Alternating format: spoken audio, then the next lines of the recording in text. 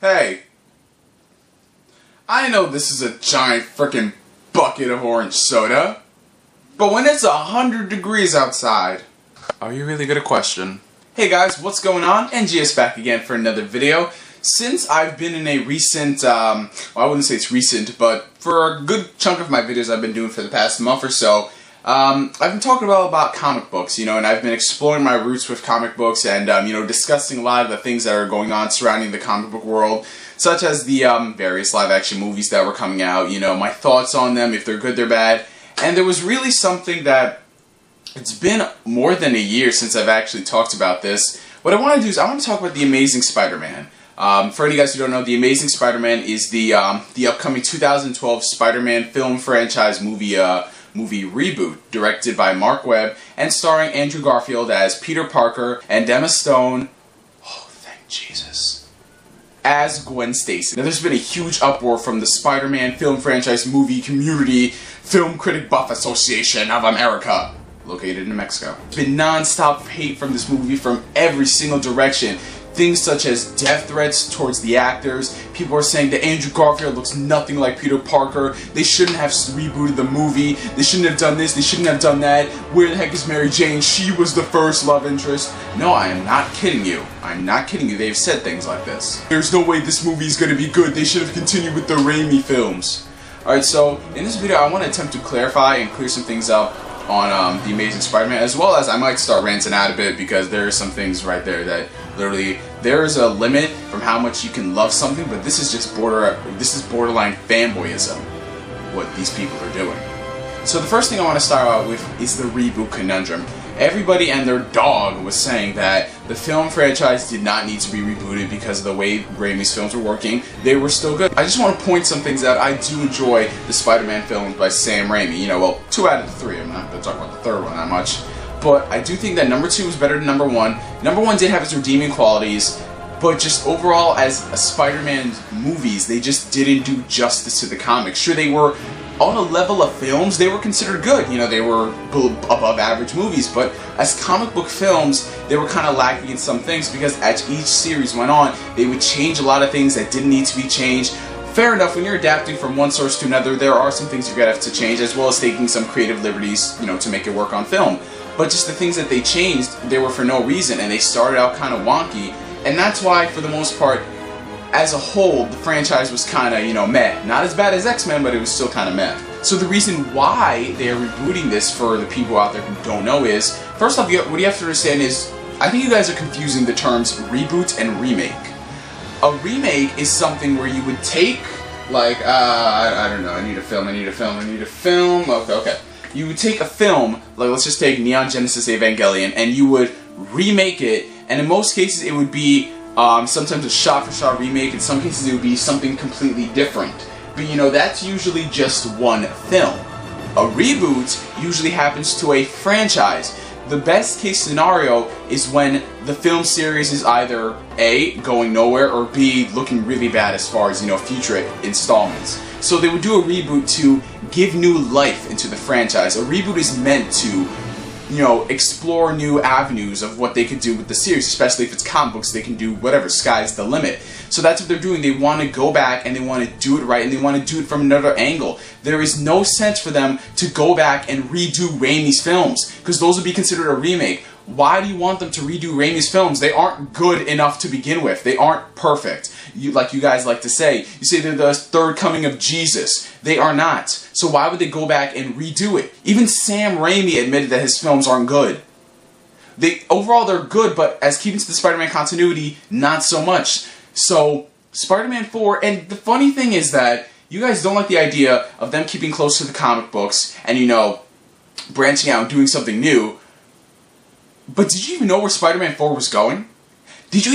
Were you following the production? You guys are so-called Spider-Man movie buffs. Did you see what they were doing as far as the script? Alright, I don't even have to mention what was going on with the script. First thing off, Sam Raimi, he wasn't fully committed to a project. I'm sorry, but he was not. He even said himself, he had so many other projects going on around the time that Spider-Man was not a big interest to him, and that he couldn't commit to the 2011 film that kept pushing back the date multiple times. As a director, I have a lot of respect for the man because he stepped down because he knew he couldn't handle this movie and other movies and still make this one a quality experience, not just a shabby one at best. He wanted to love it, but he couldn't because he didn't have the time because he had other commitments. So in that fact, I have respect for Sam Raimi for stepping down. It was a mutual decision between Sam Raimi, Sony, and Columbia.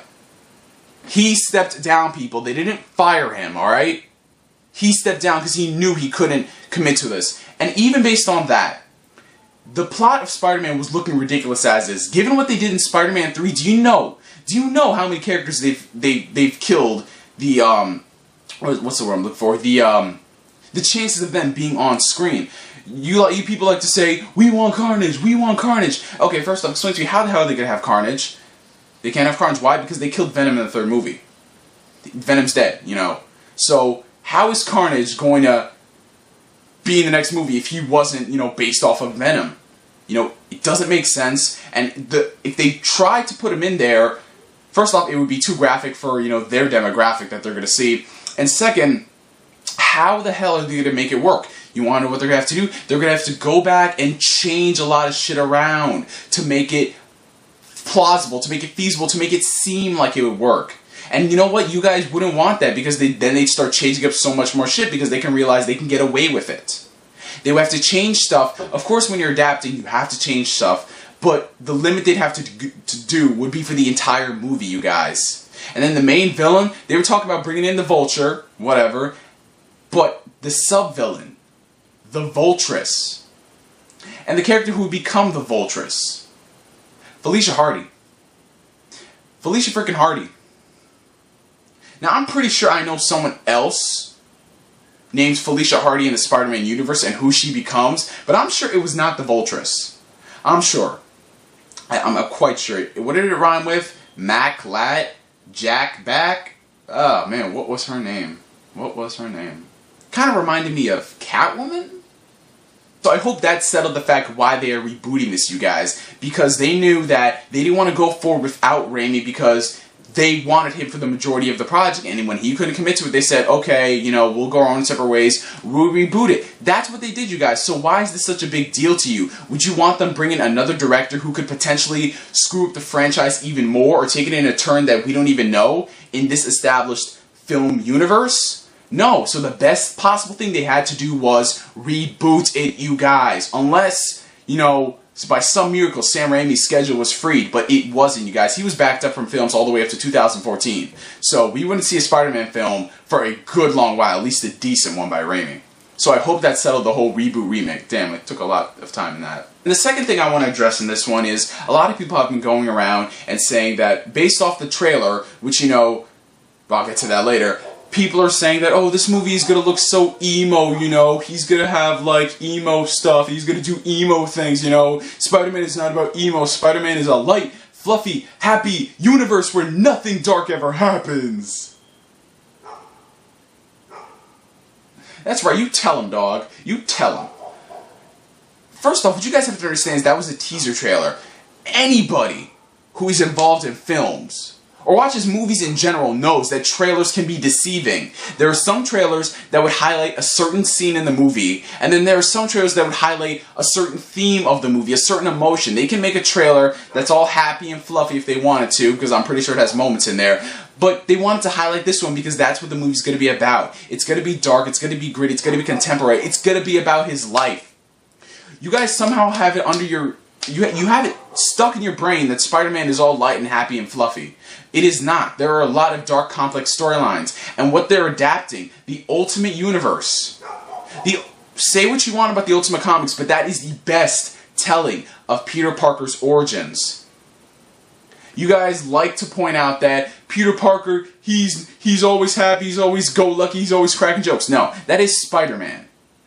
Peter Parker does not equal Spider-Man. I know that it's hard for you guys to comprehend being so-called Spider-Man fanboys, but Peter Parker in high school was always shy, he was always left out, he was antisocial, he was, you know, he wasn't like that, you know, go-lucky happy guy. Spider-Man's a completely different person because it's a new persona. He can do what he wants because nobody knows who he is. That's why he's a wise ass. And from what they showed in the movie, that's who Spider-Man's gonna be. And Peter Parker, you guys honestly think that... his parents leaving him being a social outcast, having new powers and abilities that set him away from the crowd even farther, and being responsible for his grandfather's death, who treated him like a father. You don't think that would warrant somebody being sad? What the hell is wrong with all you people? This is Spider-Man. This is who his character is in the beginning. This is how he grew up from what they're adapting. That is what they're showing in the movie, because that is the best telling of his story. And why you guys can't understand this is beyond me. The movie's not going to be 100% dark. It's not. They're highlighting that because that is the main drive of the movie. Peter's emotions. Why do you think they took Mark Durrett? Sorry. Why do you think they hired Mark Webb? Because he can handle teen angst and emotion without going over the top emo like Raimi and Maguire did in the third one. This is genuine emotion. What you guys are saying is not emo at all in Spider-Man 3. You guys need to get yourselves checked out. You really do if you think that this is emo. Given the circumstances that are surrounding him, I'm pretty sure he's not going to be happy as hell. Really, you guys. Wow. And like I said with the trailers can be deceiving. That's why this trailer is probably just going to highlight that, and they're going to have a different trailer highlighting some of the action in there. But Spider-Man is not all about action. It's funny how you guys perceive the Spider-Man films as the true telling of Spider-Man when it's not. In all of the Spider-Man's, various universes that they have, Ultimate, Spectacular, Amazing, Spider-Man's always going to be part drama. It always is. And why you guys haven't caught up on that, it really is beyond me. Because this is basic common fucking logic. He has a lot of shit going on in his life. Like most people who had his scenario would. It is part drama. It's not all about action. The Raimi films, they started out, most of the action, they had to ease in drama, but they went over the top with the drama and it became emo.